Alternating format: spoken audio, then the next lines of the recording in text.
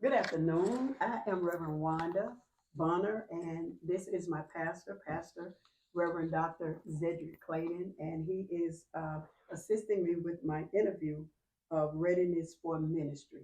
I've known Pastor Zed for quite a while. We affectionately call him Pastor Zed. He's a former member here at Olivet, and he has returned as our fearless and awesome leader. He is now our senior pastor. So I'm going to go ahead with the interview. Question number one: how do you think seminary has affected my development or spiritual growth? I would say one, first of all, seminary, I think is something that oftentimes in church has been something that people have been afraid of, right? Where, and oftentimes as a woman, I would say, you're already still fighting the stigma of women should not preach and Mm-hmm. all of those kinds Mm-hmm. of things. And seminary, I believe, has helped you to affirm, hey, that I'm not on the island by myself, that I'm not out there just doing whatever, but also being able to understand biblical principles and all of those things that comes with it. But particularly developing what you believe, right? So we've had conversations about the context you've come out of and how certain things operated a certain way there versus other experiences that you've had. And I think seminary has also helped you to develop, okay, this is what believe, considering those other contexts and considering what I've learned and picked up in different places. But now that I have I'm developing a Christian worldview through study and all of those kinds of things has helped you to kind of settle in on where what you believe. Thank you. How have you seen God affirm my calling? I think your passion for um, room in the inn Mm-hmm. has been a major confirmation. But then also the things that I've seen and watched in terms of your prayer life, how lead others in prayer and things of that nature. But I think that compassion for the least, the last, and the lost has been something that has been um, evident to say, okay, this is something, right, that you're called, and that it confirms with it. Because oftentimes that's a ministry most people overlook. Mm-hmm. When people get called to preach, the first thing they want to do is grab the mic, right? But that has not been your testimony in terms of where your passion, your heart lies, and when you deal with counseling and those that are homeless. Thank you. What do you believe are my greatest strengths? Again, I think that it leads into that strength.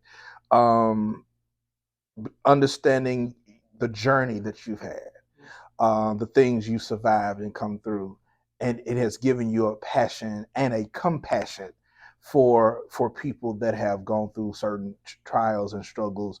Again, when you deal with counseling, that's not a, as they say, sexy Mm-hmm. ministry, right? That's Right. it ain't laying Right. on of hands. It ain't, Right. Right. but it deals with the emotional and spiritual aspect of a person to ensure that they're whole.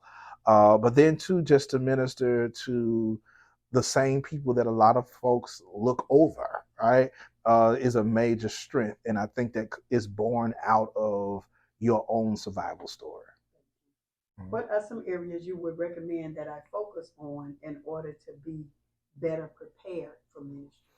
I think that dealing with people, right? Because one of the things that seminary sometimes doesn't even tell you is how to managing the personalities of Mm-hmm. people, Mm-hmm. right? Because we read the Bible, we've got now homiletics and hermeneutics and things Mm-hmm. of that nature, but then to being more intentional about different personalities Okay. as we manage ministry, Mm-hmm. right? Not everybody has the same heart and Mm-hmm. compassion Mm-hmm. that you have about the thing that God has called you to. Okay. And so understanding how to deal and handle that, right? One of my greatest challenges, that was one of my greatest challenges, Okay. is because you expect everybody to love Jesus and love the Lord and be on the same page. And sometimes it ain't It always the don't work case. that way. That ain't always the case. And Okay. so I say that to every seminarian.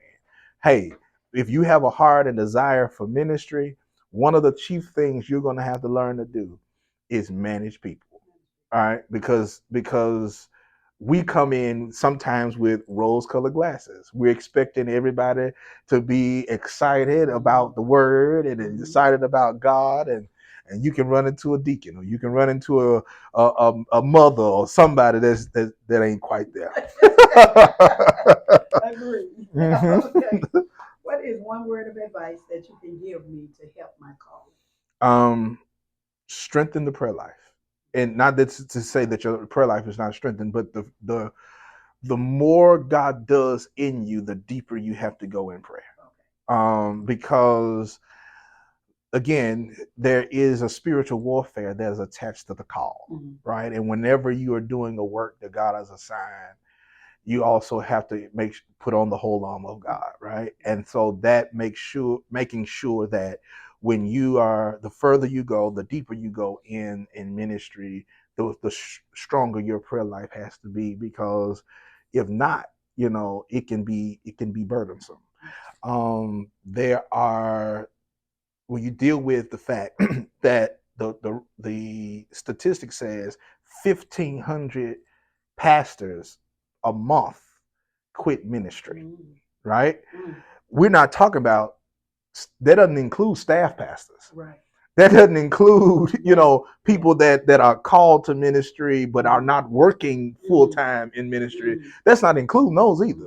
We're just talking about senior pastors, 1,500 a month. So how many more who hit the blows of ministry and realize, man, I can just go do corporate America, or go be teaching school, or go whatever, and live my life. I ain't got to deal with that. And so that, I think the number is even larger. And so understanding that piece is going to be vital.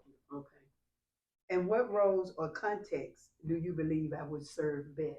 I think the role is born out of the passion. All right, the role is born out of the passion, and I think, like I said, when it comes to how you lead our outreach ministry, I think that is a all overlooked ministry. But I believe it is the strength or the backbone of reaching people. I wrote my dissertation on that very thing, right? So my dissertation basically deals with growing a ministry through outreach as a form of evangelism. And I think that's something that a lot of people overlook, but that is essentially the model that Jesus implemented, right? Jesus never went anywhere preaching anything and didn't help somebody, right? Either he was going to feed somebody, or heal somebody, or deliver somebody, that kind of thing. He met an everyday need, and did not expect people to listen to him just because he was Jesus, right? The Bible says the multitude followed him because of the miracles that he performed, or the way he ministered to people, right? And not just his preaching. Right. Okay. Okay. What is your hope or prayer for me in this season? Um, I say that would be what I pray for, not only you but all of our ministers. Is, and I think that's the very first question I asked all of you all when I first got here. What do you feel and sense that your assignment and your call is? I never want people to feel like, because I'm called to preach, the only option I have is to be a senior pastor. So being sure of what assignment God has, and being clear when that assignment shifts and changes. Because sometimes what God calls us to in one season of our lives sometimes change, right? Okay, you've done this. Like, prime example, I was a youth pastor for a season of my life, but that was not the end goal, right? I pastored a church in rural Mississippi, but that was not the end goal, right? And so, same thing for you, understanding and being okay with whatever God says, okay, because sometimes we can get into stuff and we love it and we enjoy it, and it is ours, it becomes our baby, and now God says, give it up. and so and so being cautious of that, and being okay with the shift and the change that God performs in that area. Okay. Thank you. Is there anything that I did not ask you that you would like to share? I think that one of the things that I admire about you is that your heart is always in the right place, and you desire whatever you do to work in a certain way to the point that you are, you know, passionate about it. Hey, Pastor, did you get this? Did you get that email? Did you see that?